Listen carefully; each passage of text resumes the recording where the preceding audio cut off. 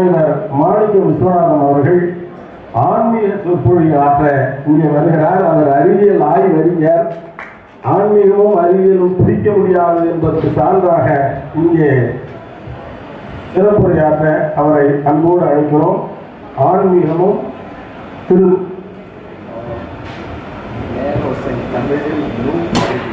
தமிழில் நுண்ணறிவியல், ஆன்மீகமும் தமிழில் நுண்ணறிவியலும் என்கிற தலைப்பில் ஐயா அவர்களை சிறப்புரையாற்ற அன்போடு அழைக்கிறேன். நன்றி.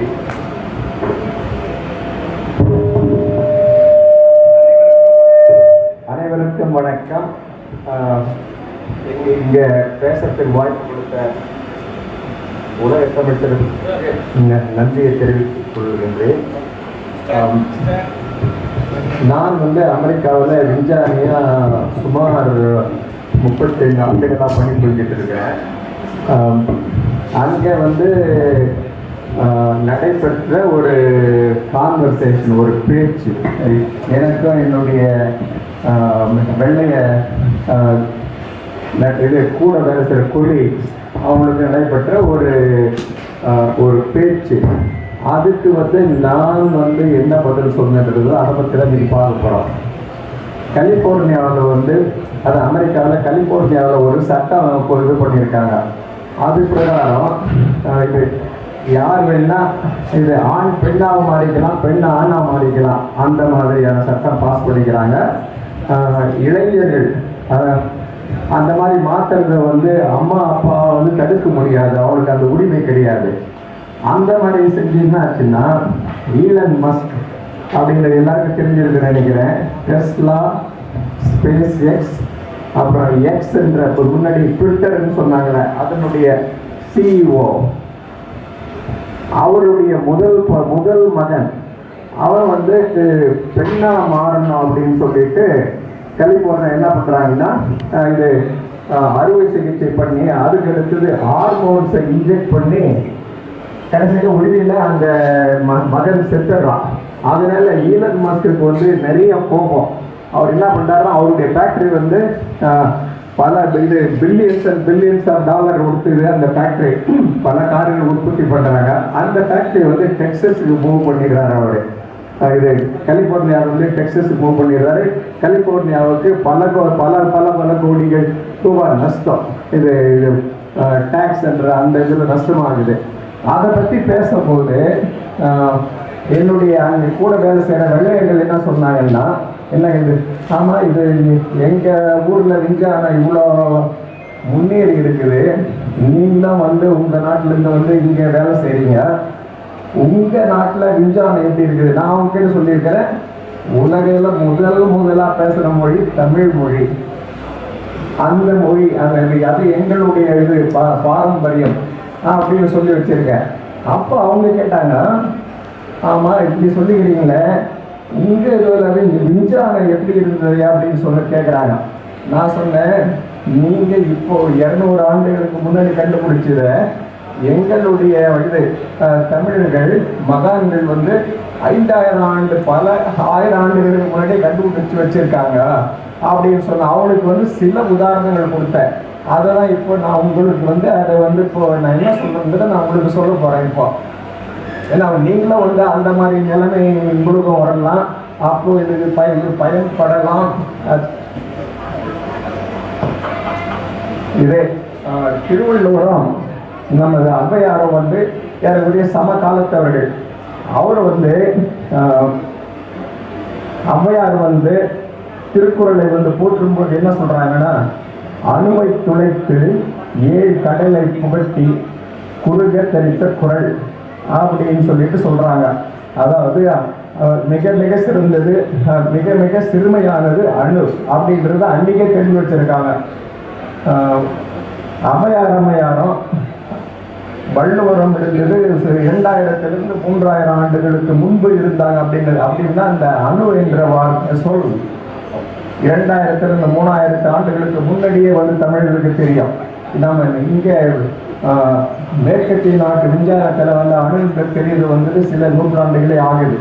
அது ஒரு எக்ஸாம்பிளாக கொடுத்தேன். இந்த மாதிரி எங்கள் மக்களுக்கு அணுன்றது ரொம்ப நாளுக்கு முன்னாடியே தெரியும். நீங்கள்லாம் வந்து சிவிலைசேஷன் நாகரிகம் ஆரம்பிக்கிறது உங்கள் நாளில் ஆரம்பிக்கிறதுக்கு முன்னாடியே வந்து ஆரம்பிச்சிருச்சு. எங்கள் இதில் சிவிலைசேஷன் ஆரம்பிச்சிருச்சு, எங்கள் மொழியும் உயர்ந்து நின்றுது அப்படின்னு அது ஒரு உதாரணம் கொடுத்தேன். அப்புறம் ரெண்டாவது உதாரணம் வந்து நம்முடைய ஜெனட்டிக் மெட்டீரியல், தமிழ் எனக்கு மறந்துச்சு. நம்முடைய ஜெனட்டிக் மெட்டீரியல் வந்து நியூக்ளிக் ஆசிட்ஸ், அது வந்து ஒவ்வொரு செல்லுலையும் இருக்குது. நம்ம உடம்புல பல கோடிக்கணக்கான செல்கள் இருக்குது. அதில் ஒவ்வொரு செல்லுலையும் நியூக்ளிக் ஆசிட் ஜெனட்டிக் மெட்டீரியல் இருக்குது. அது வந்து குரோமோசோம் என்று சொல்கிற அணுக்கள் சொல்கிறாங்க தமிழில். குரோமோசோம் சொல்கிற அந்த குரோமோசோம்ஸ் வந்து 23 ஜோடி, அதான் மொத்தம் 46 இருக்குது. அதில் எல்லா இதுவும் சமமாக இருக்கும். ஒன்று ஜோடி 2 அதெல்லாம் வந்து ஒன்று வந்து அந்த ஜோடியில் வந்து ஒன்று அப்பா கிட்டேருந்து வரும், ஒன்று அம்மா கிட்டேருந்து வரும். அந்த மாதிரி 22 ஜோடிகள் வந்து அம்மா அப்பா கிட்டேருந்து வருது. 23வது ஜோடி வந்து அது 22 வரைக்கும் அந்த ரெண்டுமே சரியாக இருக்கும், ஈக்குவல். அந்த 23வது ஜோடி வந்து இது அம்மா கிட்ட வந்து வர்றது எக்ஸ் குரோமோசோம்னு சொல்கிறோம். அப்பா கிட்ட இருந்து வர்றது எக்ஸாவும் இருக்கலாம், ஒய்யாவும் இருக்கலாம். எக்ஸா இருந்ததா அது பெண்ணு, ஒய்யா இருந்ததா அது வந்து ஆண். அதுல ரெண்டுமே இறப்படியா அதை வந்து ஐடென்டிக்கல் தான், கொஞ்சம் தான் வித்தியாசம் அந்த இதுல. அந்த மாதிரி அப்புறம் வந்து இந்த இன்னொரு இது மைட்டோகாண்ட்ரியான்னு ஒரு இது சொல்லணும். மைட்டோகாண்ட்ரியான்றது ஒவ்வொரு செல்லிலும் பல நூற்றுக்கணக்கான மைட்டோகாண்ட்ரியா இருக்குது. அந்த மைட்டோகாண்ட்ரியா வந்து இது சக்தியை உண்டாக்குற இது ஃபேக்டரி தான், எனர்ஜி ஃபேக்டரி. நீங்களே இது பவர் ஹவுஸ் மாதிரி ஒவ்வொரு செல்லுக்கும் வந்து சக்தி வேணும். அந்த சக்தியை உண்டாக்குறது அந்த மைட்டோகாண்ட்ரியா. அந்த மைட்டோகாண்ட்ரியா வந்து அது எங்கிருந்து வருதுன்னா அம்மா கிட்ட இருந்து தான் வருது. இது எக்ஸ் குரோமோசோம் அது வருது ஆச்சுங்களா. அதை நான் வந்து எப்படி இலக்கியத்தில் நம்ம என்ன சொல்லியிருக்காங்கன்னா, நம்ம இதில் வந்து நம்ம சிவன் சக்தி அப்படின்னு சொல்கிறோம். சக்தினா எனர்ஜி அப்பவே சொல்லியிருக்கிறாங்க. நம்ம இது தமிழர்கள் நம்ம மக்கள் அப்பவே வந்து அதை ரியலைஸ் பண்ணி இது சக்தின்னு சொல்கிறாங்க. ஆனால் இது ஒரு புராணத்தில் ஒரு கதை இருக்குது. அதில் என்னன்னாக்கா, சிவனும் பார்வதி அம்மாவும் சக்தி அம்மாவும் உட்காந்துட்டு இருக்காங்க கைலாய மலையில். அப்போ பிரிங்கின்னு ஒரு முனிவர், அவர் வந்து சிவனுடைய இது ரொம்ப இது சிவனை மட்டும் தான் வழிபடுங்க, வேற யாரும் வழிபட மாட்டார். அவர் போயிட்டு சிவனை மட்டும் வழிபடுறாரு, பார்வதியை வழிபடுறதில்லை, சக்தியை வழிபடுறதில்லை, சத்தியம்மையாரை வழிபடுறதில்லை. அதை பார்த்து அவர் சத்தியம்மையார் வந்து சிவன் பக்கத்தில் நெருங்கி உட்காருவாங்க. அப்போ இவர் என்ன பண்றாருன்னா, ஒரு வண்டா மாதிரி சிவனை மட்டும் சுற்றி வராரு. அதனால கோபப்பட்ட சக்தி அம்மா என்ன பண்றாங்க, அவங்க அந்த சக்தியெல்லாம் எடுத்துடுறாங்க. ஏன்னா சக்தி அவங்க தானே, அவங்களுடைய சக்தி, அதெல்லாம் எடுத்துடுறாங்க. எடுத்த பிறகு அந்த முனிவர் வந்து தடுமாறுறாரு. அப்போ சிவன் வந்து 3வது காலை கொடுக்குறாரு இது முனிவருக்கு, பிரிங்கி முனிவருக்கு. அப்படி இருந்த பலன் எல்லாம் அவருக்கு விழுந்துடுறாரு. அதுக்கு அடுத்தது வந்து சிவன சக்தி வந்து அர்த்தநாரீஸ்வரராக வந்து காட்சி கொடுக்குறாங்க. இது நாங்கள் 2 பேரும் ஒன்று தான் அப்படின்ட்டு. என்ன சொல்றதுக்கு வரேன்னா, நம்ம மக்கள், நம்ம முனிவர்கள், நம்முடைய ஞானிகள் வந்து அன்னைக்கே வந்து சக்தி வந்து பெண்ணிலிருந்து வருதுன்றத அன்னைக்கே இது பண்ணியிருக்கிறாங்க. இன்னைக்கு நாம வந்து இப்போதான் சில நூற்றாண்டுகளுக்கு முன்னாடி தான் நாம வந்து மைட்டோகாண்ட்ரியா இருக்குது, இந்த மைட்டோகாண்ட்ரியா வந்து அம்மா கிட்ட இருந்து வருது அப்படிங்கிறத நம்ம ப்ரூவ் பண்ணியிருக்கிறோம். நம்ம லேப் இது பரிசோதனைகளை வந்து செஞ்சு ப்ரூவ் பண்ணியிருக்கிறோம். அது வந்து நம்ம முனிவர்களுக்கு, நம்ம ஞானிகளுக்கு, நம்ம தமிழர்களுக்கு வந்து ரொம்ப நாளுக்கு முன்னாடி பல ஆயிரக்கணக்கான ஆண்டுகளுக்கு முன்பே தெரியும் ஆச்சுங்களா. அப்புறம் அது இல்லாமல் எல்லா குரோமோசோமும் வந்து ஐடென்டிக்கல்.